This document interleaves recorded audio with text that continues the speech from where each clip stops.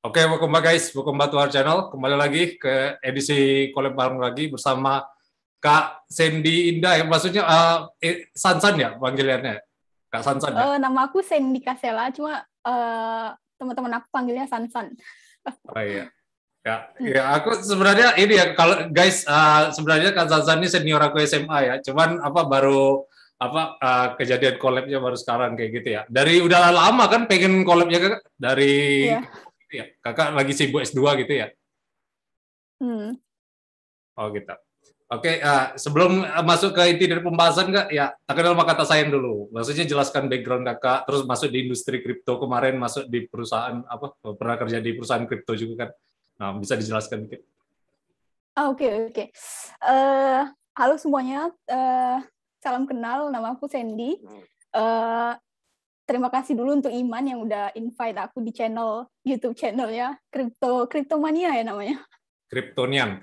Kryptonian. Oke, Yeah. sorry. Kryptonian. Waktu itu sempat diundang udah mulai dari bulan Juni ya. Cuma kayak baru sempat accept sekarang ini karena waktu itu lagi sibuk nyusun skripsi S2 gitu kan. Yeah. Jadi sorry banget untuk dipospon agak lama gitu. Terus sekarang aku lagi baru selesai master degree di Paris. Jadi sekarang lagi di Prancis. Aku itu ambil jurusan sistem informasi. Terus awal karir dulu itu aku berkarirnya mulai dari lulus S1 2015 itu aku kerja di konsultan untuk trade di Embassy of the Netherlands. Terus pindah karir ke fintech itu di tahun 2017 dan sekarang juga sambil lagi ngebangun startup lah gitu. Oh ya. Terus yang startup yang Kakak bangun kemarin itu kan ada yang fintech juga nggak sih, yang tap boom itu? Jadi tap itu dulu bukan itu nggak fintech sama sekali, itu cuma sekedar consumer to business messaging app untuk kayak semacam Zomato lah untuk booking resto, gym, dan tempat-tempat nongkrong lainnya gitu. Tapi karena ternyata waktu itu udah launch di Thailand, coba di Singapura, terus di Malaysia, nggak ada market gitu. Jadi we have to close after 3 years ya. Terus yang deep climb yang Kakak geluti sekarang itu gimana?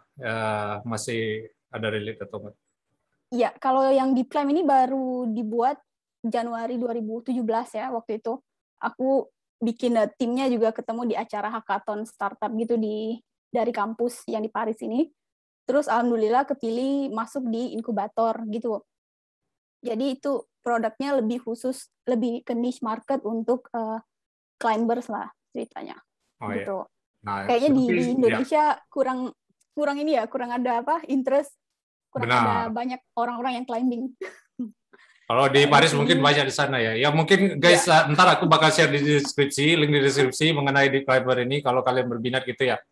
Jadi ya mungkin itu. Terus pertama kali Kakak kenal Bitcoin, nah maksudnya masuk ke industri kripto. Ceritanya gimana Kak? Apa Kakak pas FOMO 2017 atau Kakak pernah sebelum itu lebih OG lagi, lebih 2016, 2015 apa? Gini, oke. Jadi pertama kali aku kenal kripto atau Bitcoin itu tahun 2014. Waktu itu masih zaman-zaman S1 lah ya. Iya, benar. 2014 itu aku udah mulai masuk KKN. Tahu KKN nggak ya? Tahu kayak magang itu kan. Iya, di UGM KKN ya, di Kak? kampung-kampung gitu kan. Iya, di UGM. Iya, benar. Terus waktu itu lagi nyusun skripsi, terus tiba-tiba lagi searching browsing itu ketemu kayak iklan Satoshi atau mining Bitcoin apa nih gitu kan. Jadi mulai cari-cari, belajar gimana cara mining. Terus tapi karena lama banget prosesnya tuh kan untuk cara dapat 1 Bitcoin tuh kayak lama nih, jadi terus kesel sendiri gitu kan. Jadi udah deh stop gitu kan. Nah, terus sayangnya dulu waktu tahu itu Bitcoin harganya sekitar berapa sih? 250 USD ya satu Bitcoin kalau nggak salah. Iya, itu masih murah lah pokoknya. Iya. Ya, itu masih murah. Tapi dulu waktu ya namanya mahasiswa ya kayak lu pengen beli nih Bitcoin. Terus kayak gitu. belum ada income, itu kan masih masih rely dari duit kiriman gitu kan. Ya, benar. jadi dulu kayak mindsetnya, wah mining aja nih biar dapat Bitcoin gitu. Jadi belum beli, terus akhirnya nggak konsisten, stop di tengah jalan. Jadi gitu, tahu sekedar Bitcoin di situ di awal 2014 itu. Terus mulai masuk 2017 itu aku pindah mulai ke booming ya. Thailand kan. Iya. Iya. Aku pindah ke Thailand. Kakak FOMO nggak? Iya. Banget. Iya. Terus gimana? Awal 2017 belum booming kan itu? 2017 Benar, belum. belum. Nah, itu aku pindah ke Thailand nih, ke Bangkok cari kerja lagi gitu kan. Iya. Terus dapatlah dapat kerja di startup, dia fintech gitu. Fintech dari Myanmar sebenarnya. Nah, mereka develop fintech app untuk kasih pinjaman online gitu. Yes. Khusus Myanmar, Filipina, sama Thailand.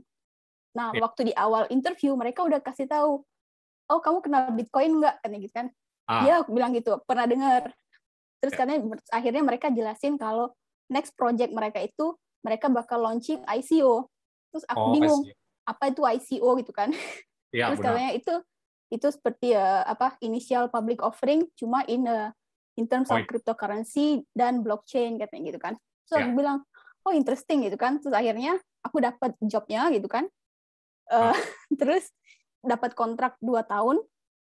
Terus aku dapat salary-nya 70% itu di fiat currency, di Thai baht, 30%-nya in Bitcoin dan Ethereum gitu. Oh, alah. Iya, bukan di koin ICO-nya ya, bukan ya? Oh, bukan. Aku nggak iya. gitu. Itu jangan sampai Kak, soalnya shitcoin itu. Ya, itu betul, untuk Kakak nggak kejebak gitu ya. Tapi pas 2017 Kakak tadi sebutkan nyangkut gitu ya, 2017 ya. Maksudnya ikut FOMO kan. Jadi ini Kakak waktu itu udah percaya Bitcoin ini is the future, atau Kakak bilang ini cuma sekedar hype doang, terus Bitcoin kayak bubble gitu? Nah, waktu aku udah mulai accept job offer-nya itu, Bitcoin langsung naik 17.000 kan, kayak benar. Wow, gitu. Ya, aku juga di 2017 itu ngerasain. Ya, lanjut. Iya gitu kan. Itu after mereka ICO bulan November, akhir November kalau nggak salah itu langsung booming 17.000. Reach 20.000 nggak sih kalau nggak salah, itu aku lupa. Ya. Terus dari situ aku kayak aduh, kenapa dulu nggak purchase Bitcoin 2014 ya, gitu kan. Benar. Ya, kayak itu gitulah. lumrah lah ya. Penyesalan selalu ya datang di akhir gitu. Ya udah. Jadi itu ya guys, mengenai background dari Kak Sansan, dari pertama dia kenal Bitcoin, terus masuk ke industri kripto, sampai dia FOMO at the top gitu ya. Nah, terus kalau background dari trading sendiri Kak, Kakak kan sempat juga trading di Forex gitu kan, udah mendalami juga. Itu history Kakak trading, background Kakak trading di Forex dan di kripto tuh gimana tuh? Bisa di-share? Kalau trading di Forex dulu nih ya, aku dulu mulainya dikenalin Forex trading itu sama temen aku 2013 gitu. Terus mulai dari swing trader ya. Yeah. Swing trader tapi nggak setiap hari gitu kan. Yeah. Terus karena kurang bisa bagi waktu, jadi sekarang lebih ke invest gitu. Yeah. Dulu invest di Forex, terus akhirnya pindah ke kripto mulai 2017 itu. Yeah. Ya, jadi trading historinya kayaknya lebih kurang swing trader, stop, and then continue lagi gitu. Kayak kurang konsisten. Karena menurutku aku lebih ke investor hodl ya. Ya, gitu. Ya. Hodlers. Gitu. Jadi kayak momentum trader gitu ya. Swing trader itu kan banyak kategorisasinya kan. Kadang yang bilang 3 bulan tuh ada yang disebut swing trader, kadang enggak. Soalnya kalau di kripto nih lebih cepat dari market lain naiknya. Turunnya pun juga lebih cepat. Betul. Terus kalau trading kripto Kak, tadi kan trading forex kan. Kalau trading kripto Kakak gimana tuh background historinya sejarah? Historinya itu tadi waktu udah mulai 2017 kan udah mulai receive salary 30% di kripto gitu kan. Jadi kayak aku sisihin 50% untuk di hold. Ya. Setiap bulan tuh di hold dulu nih 50%, terus 50%-nya untuk di trading gitu kan. Cuma kayaknya teknik trading tradingku kurang yang skillful gitu loh, karena yang Ya, benar. lebih momentum gitu loh, yang seperti Iman bilang tadi kan. Ya. Jadi kayak kurang konsisten gitu. Tapi sekarang aku lebih ke hold aja gitu. Ya, benar.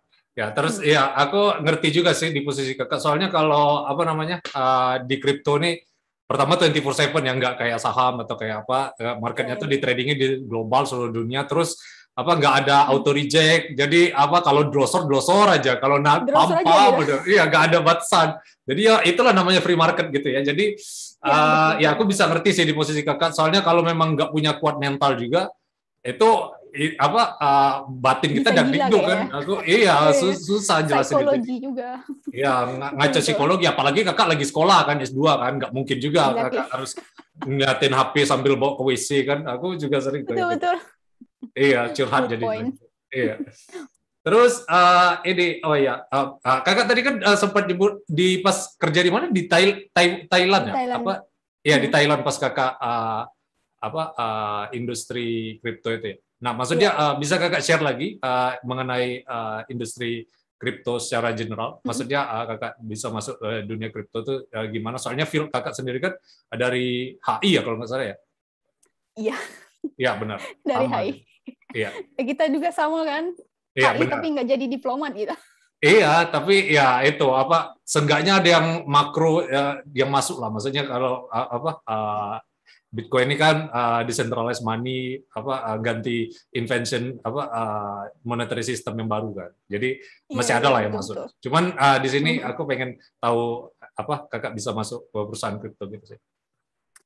Jadi gini, gimana caranya waktu masuk ke industri kripto itu sebenarnya mereka waktu itu cari mereka cuma mau hire foreigner yang bisa apa istilahnya fluent in English, karena dulu kalau di Thailand orang lokalnya jarang banyak di hire dari company, karena back company yang tempat aku kerja itu dia di back dari funding dari China gitu, China sama Jepang investornya.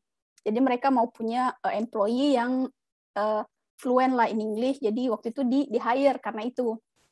Compare to lokal employee-nya, mereka kurang interest juga di kripto gitu kan. Terus kalau aku yaudah deh open to opportunity, aku accept gitu. Kalian belajar juga kan. Pas mereka launching ICO 2 bulan after itu holding company-nya ini nge-expand service untuk ICO project yang mau launching ICO. Yes. Nah, jadi waktu itu aku handle untuk business development dan juga sales. Yes. Sales, banyak service untuk ICO. Nah, itu yang paling aku suka itu market maker. Market maker. Iya. Automated. Nah, terus ya lanjut Kak, sorry kepotong. Ya. Terus karena menurutku market making ini kayak important gitu loh untuk post ICO kan. Untuk liquidity di exchange gitu. Yes. Terus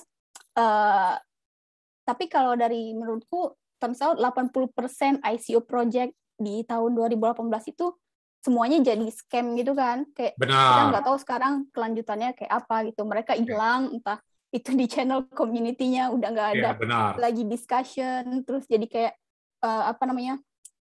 spam message gitu kan. Iya, ngerti. Gitu, jadi kayak kelanjutannya hilang gitu.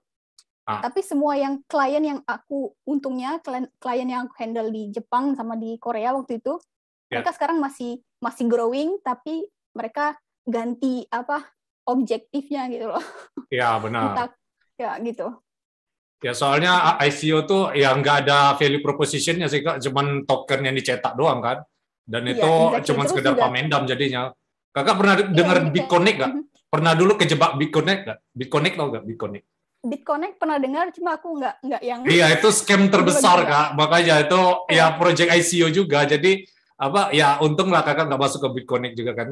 Yang penting rata-rata yang benar kakak bilang tadi, rata-rata ICO tuh rata-rata kayak BitConnect itu. Soalnya mereka tuh cuma sekedar pump and dump terus narik duit nasabah aja. Beda kalau sama Bitcoin ini kan ini ya decentralized money system kan. Nah, terus jadi dulu banyak employee yang di tempat aku kerja itu mereka accept koin dari company ini waktu dia ICO gitu kan. Tapi untungnya waktu itu aku refuse karena menurutku any ICO coin itu worth nothing until they got listed in exchange. Karena kalau dia nggak listed, gimana kita liquid mereka gitu kan? Ya, ngerti sih aku di posisi itu. Soalnya sekarang udah nggak hype lagi ya SEO, paling hype-nya sekarang NFTs, DeFi kayak NFT, gitu. Ya gitu-gitu betul. Ya, tapi ya itu pun juga ntar paling ada fasenya boom and bust lagi, dan bakal kayak gitu terus, ada sesi hype-nya, ada bust-nya kayak gitu sih paling. Nah, terus kakak tadi kan jelaskan mengenai kakak di perusahaan gitu. Nah, pas kakak udah sadar ICO tuh kayak semua tuh kayak shitcoin gitu. Nah, aha momen kakak menilai bahwa Bitcoin tuh lain dari yang lain tuh pas kapan nggak? Maksudnya Bitcoin ini kan emang ini kan kayak digital gold gitu kan. Nah, kakak udah mulai aha momennya tuh sejak kapan? Kakak udah memperdalam di kripto sejak kapan? Karena dulu kan aku juga sambil research juga kan ya. Aku udah lihat Bitcoin dan Ethereum itu jadi kayak gold of the digital asset itu udah dari awal, karena lihat aja liquidity-nya jauh lebih apa namanya tinggi dibanding koin-koin lain gitu kan. Lebih gampang di cash in cash out gitu. Yes. Gitu. Jadi semenjak ngelihat liquidity dan market cap ya besar, jadi kakak udah aha momen ini Bitcoin dan Ethereum seperti itu ya? Iya, gitu.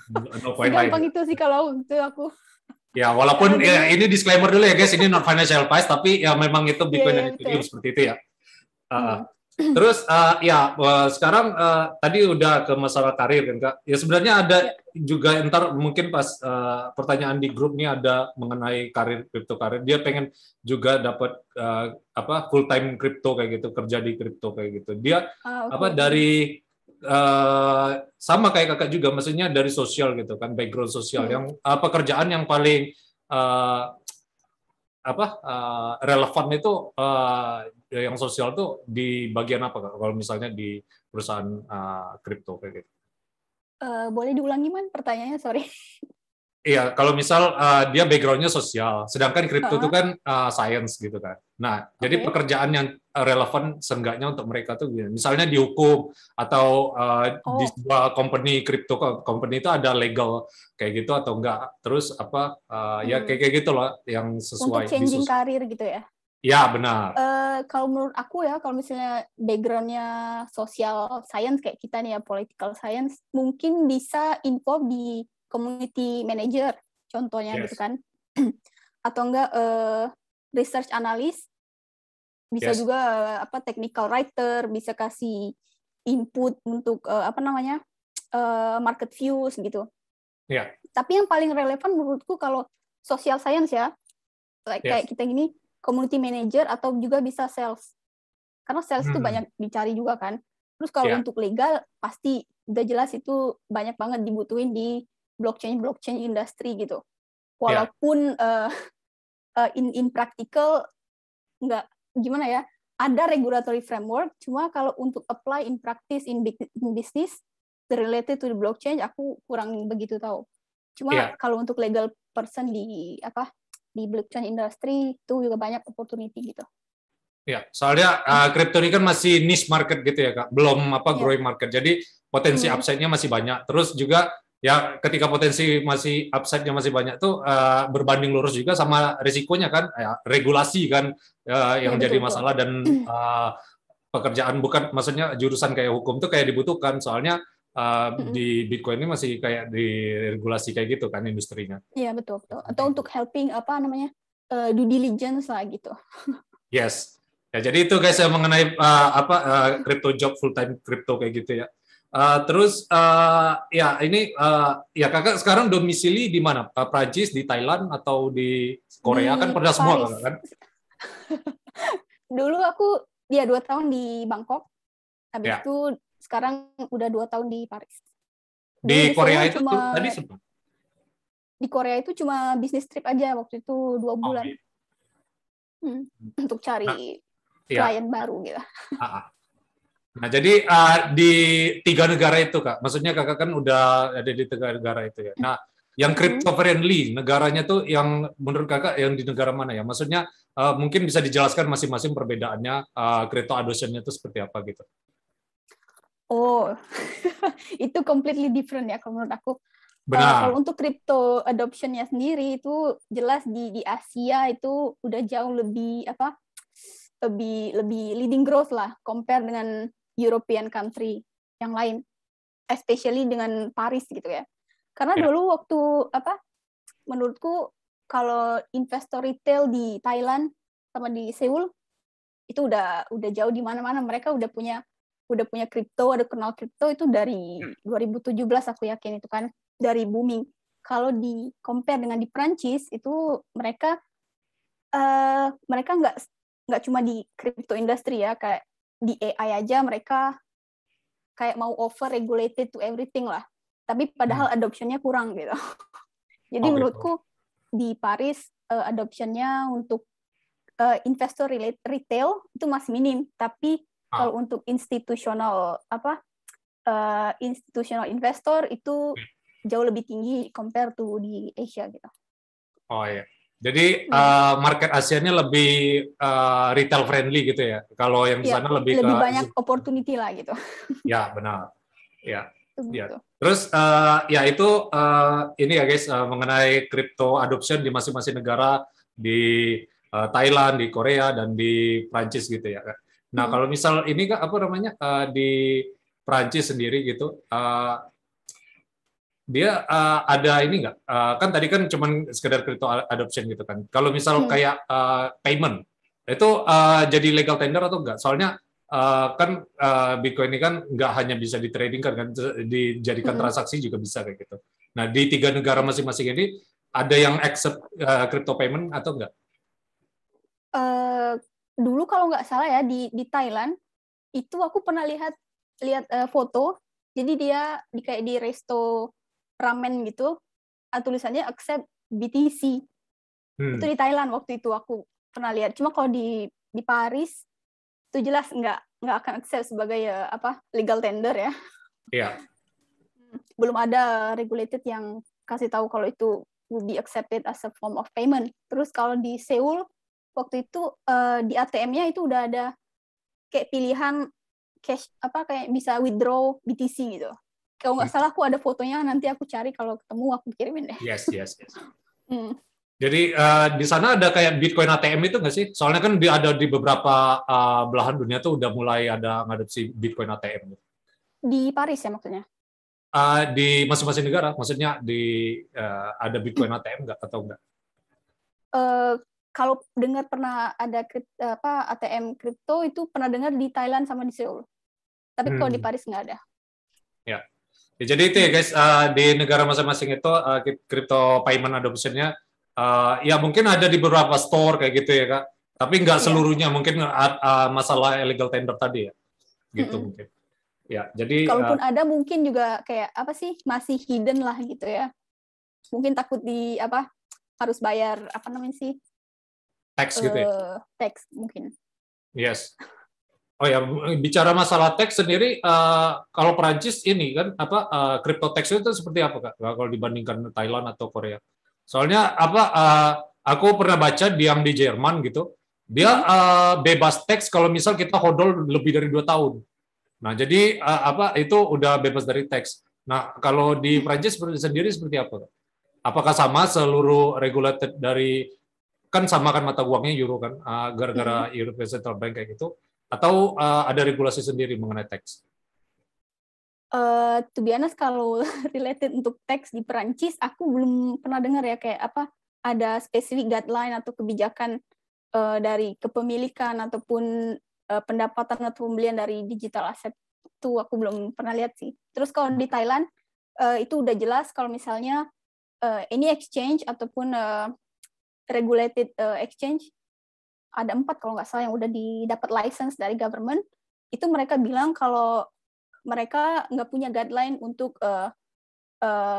taxing individual investor yang own digital asset gitu. Terus juga katanya kalau mau dapat info lebih lanjut hubungi revenue department gitu. Jadi itu pun juga belum clear how the government taxing the individual investor gitu. Ya, Tapi soalnya kalau di Perancis aku jujur belum tahu. oh ya benar. Soalnya aku pernah baca kayak di negara Eropa, apalagi Skandinavia gitu ya, capital Hmm. gain tax-nya kan paling gede kan. Uh, atau gimana? Maksudnya kalau di Prancis ini terlepas dari kripto, terlepas dari apa, Hmm. uh, capital gain tax-nya tinggi kan? Maksudnya di sana berapa persen gitu? Ya, berapa persennya kayaknya tergantung income masing-masing deh. Ya benar. Betul betul. Hmm. Bisa Jadi lah ya itu itu. 30% Oh, range-nya antara segitu ya, ya. approximately 20 sampai Tinggi 30%. banget memang. Ah, ah. Ya, jadi ya itu mungkin ya itu negara tuh kadang ini Kak apa antara dilema dan galau juga. Maksudnya antara dia pengen Bitcoin ini kan di ban kan, tapi dia Iya, nggak dapat duit kalau misalnya dia ngeban Bitcoin kan. Jadi ya betul pengen betul. diregulasi dengan pajak ya. Jadi ya serba salah sih negara kalau misal Hmm. nggak nganu inovasi juga nggak bakal maju dia. Itu Iya sih. iya betul betul. Ya, ya Betul terus betul. masalah kalau mata uang di euro, kalau di Thailand tuh apa mata uangnya kalau nggak salah? Thailand baht. Nah ya, itu Hmm. masing-masing mata uangnya kayak ini nggak stabil nggak? Maksudnya ada inflasi per tahun atau kayak gimana? Soalnya kan Bitcoin sendiri uh, Hmm. ya ini kan supply-nya Fluktuasi hard, gitu. maksudnya hard Hmm. money kan. Jadi Iya iya. supply-nya tetap 21 juta. Jadi inflation-nya tuh terus per 4 tahun juga berkurang. Jadi makanya nilainya naik, demand-nya tinggi, nilainya naik. Jadi Hmm. menurut kakak di sana inflation-nya stabil atau enggak? Hmm, kalau untuk inflasi itu kayaknya itu juga dipengaruhi faktor-faktor yang kayak politik gitu kan, ekonomi yang Yes. bisa membuat apa forecasting mata uangnya sendiri berubah in the next period gitu. Jadi Hmm. kayak kalau sekarang Thailand kan dulu transisi dari king yang baru Ya. itu harganya mulai drop, terus juga sekarang euro udah mulai lebih apa kuat dibandingin US dollar gitu kalau sekarang gitu. Oh. Tapi Hmm. iya kalau hyperinflation tuh ya aku setuju sih Kak. Apa itu tergantung political ini Iya betul. power lagi. Political Soalnya dan apa economic. kan balik lagi currency itu trust ya. Kalau kita udah nggak trust sama governmentnya kan otomatis mereka bakal ngedam duitnya kayak gitu ya. Betul Jadi betul. ya seperti itu guys mengenai crypto inflation di sana. Terus dari European Central Bank sendiri kan, maksudnya Hmm. bank sentral Eropa gitu. Udah mulai kayak ini nggak sih dia apa namanya meregulasi kripto gitu nggak sih? Kalau kalau nggak salah ya, menurutku European Central Bank mereka waktu itu tulis di websitenya Ya, related to legalitas Bitcoin atau other yes, cryptocurrency itu mereka bilang uh, kalau European Central Bank itu bukan mereka yang mengatur apa namanya bukan bukan tanggung jawab mereka untuk melarang ataupun mengatur Bitcoin dan kripto lain gitu karena itu bukan pertama itu bukan alat pembayaran yes, yang bukan legal tender tapi juga mereka emphasize untuk retail investor untuk apa lebih cautious gitu karena kan takutnya mereka kena ya, scam atau ya gitulah ya, takut kena scam lebih banyak gitu kan atau ada money laundering gitu-gitu terus ya, mereka juga kasih tahu kalau misalnya Bitcoin itu no one is baking gitu kan kayak itu completely decentralized dan juga apa it's allowed to pay apa namanya untuk bayar secara virtual but untuk cryptocurrency untuk currency like fiat itu apa namanya belum ada belum ada regulasi yang kasih legalitas gitu. Jadi itu kesimpulannya European Central Bank itu bukan tanggung jawab mereka untuk melarang ataupun mengatur cryptocurrency dan ya. ini digital Mungkin asset. lebih ke kebijakan dari masing-masing commercial banknya. Soalnya aku pernah lihat di Hmm. crypto youtuber kayak gitu kak. Dia dari Swiss kayak Hmm. gitu ya. Dia kayak dikasih wanti-wanti gitu, kayak ultimatum dari banknya gitu juga karena dia Hmm. beli Bitcoin kayak gitu kan, nggak bisa convert lagi ke bank dia, jadi kayak di ban gitu secara sepihak. Padahal duit dia kan sebenarnya. Iya, iya betul betul. Iya, makanya apa yang jadi pertanyaan tuh ya memang ini sih apa pendekatan dari banknya itu sih menurut aku. Tapi kalau di Swiss kayaknya di Zug itu mereka beda gitu nggak sih regulasinya? Ya, Kayaknya kalau kalau kakak semua sendiri, kalau kakak sendiri crypto trading masih, ya kan pernah kayak cash out juga lah kan ke bank kan. ya Itu kayak dikasih ultimatum ya nggak sampai di ban belum? Maksudnya udah dikasih ultimatum atau belum? belum belum pernah. Oh belum pernah. Oh ya gitu sih. Ya, Ya mungkin ya ada di Swiss kayak gitu ya. Mungkin ya iya iya illicit activity lah mungkin dianggapnya kayak gitu kan. mungkin ya.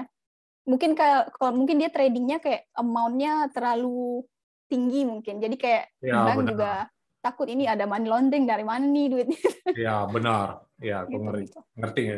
Ya, Hmm. jadi itu ya guys mengenai ECB dan kebijakannya terhadap kripto. Tapi kemarin aku sempat baca berita Christine Lagarde, tahu kan Kak, Presiden ECB. Iya. Dia bilang ini apa, Bitcoin is not even currency kan. Sedangkan di Bitcoin ini kan ya gara-gara nature-nya tadi decentralized dan masih dalam tahap mass adoption, ya untuk jadi tahap dia jadi currency itu emang butuh waktu yang mungkin agak cukup lama. Nah, menurut kakak, ya ini menurut kakak aja, maksudnya pandangan Christine Lagarde itu gimana, keliru atau enggak, atau memang ini apa kayak gitu? Kalau menurutku Christine Lagarde kayaknya belum pernah coba punya cryptocurrency. Jadi perspektifnya beda gitu loh. Ya benar. Mungkin perspektif dia akan beda kalau dia udah coba how it work gitu. Karena aku personally dulu pakai Bitcoin untuk apa namanya international bank transfer. Itu jauh lebih cepat kan Yes. daripada harus ke bank dulu itu tunggu 5 hari. Terus Ya. apa untuk information aja ya ini apa namanya kalau di Europe nih ya Ya. domestic transfer itu bisa satu kayak 24 jam. Wah, ya. Kalau di Indo nih ya, di Indo atau di manapun di Thailand juga kalau misalnya kita transfer sama domestik Ya. sama bank ataupun beda bank, kalau domestik ya kita receive di waktu yang sama gitu kan kayak Benar. beda 1-2 menit gitu kan. Kalau di sini satu kayak 24 jam tuh kayak it's not convenience. Ya, Kayak benar. kesel gitu loh. Lama banget gitu. Ngapain sih? Ya kayak dipersulit ya, padahal duit kita kayak gitu ya. Betul. Enggak maksudku itu domestic transfer gitu. Nggak mungkin Iya, kan benar. ada money laundering Ya banyak transfer sama remittance kayak domestik gitu gitu. mungkin ya.